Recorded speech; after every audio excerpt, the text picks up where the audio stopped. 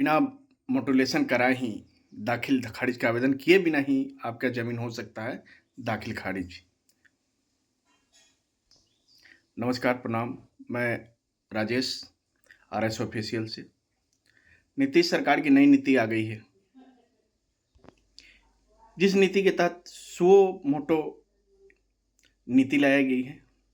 Suo motu एक दाखिल खारिज की प्रक्रिया ये है कि आप जिस समय ज़मीन खरीदते हैं, ज़मीन खरीदते समय आप ज़मीन की रजिस्ट्री कराते हैं और रजिस्ट्री कराते समय ही जो है कि आपका एक आवेदन आपके अंचल विकास पदाधिकारी को दाखिल खारिज आवेदन के लिए ऑटोमेटिकली चला जाएगा।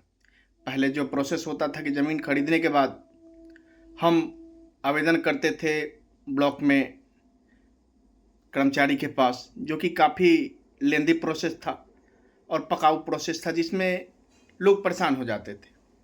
नीतीश कुमार की नई नीति सुओ मोटो के तहत अब जो है कि ज़मीन के रजिस्ट्री के साथ ही आपका जो है कि एक नोटिफिकेशन जारी हो जाएगा, जो कि सीओ के प्रखंड विकास पदाधिकारी के पास चला जाएगा, अंचल विकास पदाधिकारी के पास चला जाएगा और 15 दिन के अंदर अगर आपके ज़मीन पे कोई शिकायत आती है तो उसका समाधान कर्मचारी जाकर वहाँ से उसका निपटारा करेंगे। ज़मीन के रजिस्ट्री के बारे में कोई शिकायत आती है तो उसका निपटारा करेंगे। अब अलग से आपको कोई भी जो है कि आवेदन करने की आवश्यकता नहीं है दाखिल खारिज के लिए। अलग से आपको कोई पैसा नहीं देना पड़ेगा। अब बचेगा लोगों का पैसा और अधिक से अधिक धन।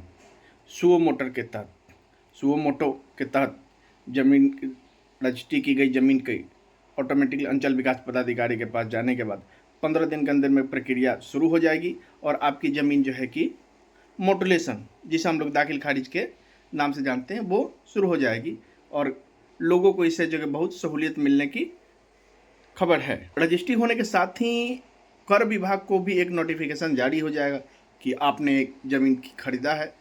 अंचल विकास पदाधिकारी के पास जैसे नोटिफिकेशन जाता है, वैसे कर विभाग को भी चला जाएगा आपने कितना ज़मीन लिया, कितना टैक्स उनको दिया, और इसके बाद भी आप जितना खरीदारी करेंगे उसका जो है कि एक नोटिफिकेशन कर विभाग को भी जाएगा, अंचल विभाग पदाधिकारी को जाएगा। अगर 15 दिन के अंदर आपके ज़मीन पे कोई शिकायत नहीं आती है तो बिना चक्कर लगाए, बिना कोई आवेदन किए आपका ज़मीन जो है मॉड्यूलेशन की तरफ प्रोसेस में हो जाएगा।